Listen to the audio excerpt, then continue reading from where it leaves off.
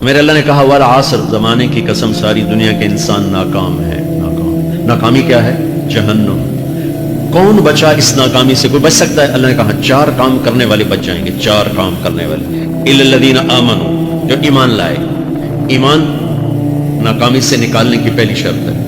وعملوا الصالحات، جنہوں نے اچھے اعمال کیے۔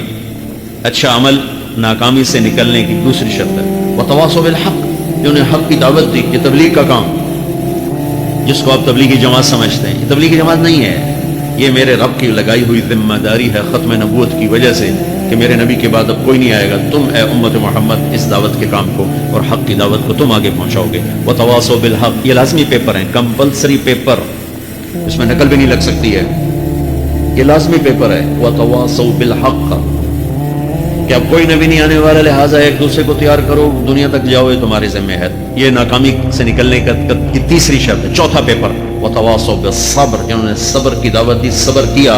میرے بچوں، میرے عزیزوں، میرے بھائیوں، یہ 4 ضروری پیپر ہیں اپنی دنیا اور آخرت کی کامیابی کو حاصل کرنے کے لیے۔ یہ 4 ضروری پرچے ہیں دنیا اور آخرت کی ناکامی سے نکلنے کے لیے۔ والعصر، مجھے زمانے کی قسم، کیونکہ زمانہ گواہ ہے، زمانے کے اندر فرعون، قارون، حامان، شداد ڈوبے، برباد ہوئے، تباہ ہوئے۔ زمانے کی قسم۔ والعصر، مجھے عصر کے وقت کی قسم۔ یہ کیوں کہا؟ یہ ایک مطلب بیان کیا جاتا ہے، ولا عصر کے وقت کی قسم، کہ عصر کے بعد دن چھپنے میں ٹائم تھوڑا رہ جاتا ہے، تو اس وقت کاروبار میں بھی تیزی آتی ہے، سفر میں بھی تیزی ہوتی ہے، جلدی گھر پہنچیں، جلدی گھر پہنچیں۔ تو اللہ تعالیٰ ایک اشارہ فرما رہے ہیں والعصر، کہ تمہارے پاس بھی ٹائم تھوڑا رہ گیا ہے، یہ میری بات سن کے جلدی سے عمل کر لو، ٹائم تھوڑا ہے، جلدی سے عمل کرو، ٹائم تھوڑا ہے۔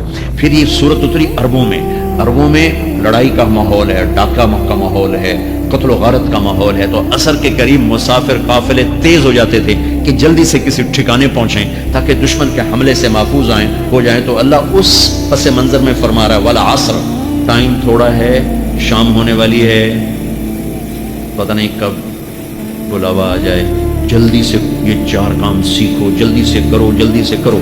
ٹھیک ہو گیا؟ تیسرا مطلب والعصر، عصر کہتے ہیں نچوڑ کو، خلاصے، نچوڑ، عصیر، جوس۔ جوس کا کام کیا ہوتا ہے؟ ایک گلاس ہے، یہ گلاس ہے نا، آپ اس میں 1 آم رکھو تو اندر نہیں جائے گا، یہیں اٹک جائے گا، ٹھیک ہے؟ اور اسی میں 2 آم کا رس نکالو تو اس میں آ جائے گا، ٹھیک؟ اس میں اب 1 کنو ڈالو، اندر نہیں جائے گا، اسی میں 3 کنو کو نچوڑو تو اس کے اندر اس کا رس آ جائے گا۔ عصیر، نچوڑ نکالنا، نچوڑ نکالنا۔ تو میرا اللہ کہہ رہا ہے کہ تم 114 صورتیں ہیں، تم نہیں پڑھتے ہو، 6000 سے اوپر آتے ہیں، تم نہیں پڑھتے ہو، تو میں تمہیں سارے قرآن کا نچوڑ نکال کر، جوس نکال کر 3 آیات میں پیش کرتا ہوں۔ مجھے اس قرآن کے خلاصے کی قسم، اپنے رب کی بات مان لو، ورنہ بڑا نقصان اٹھاؤ گے۔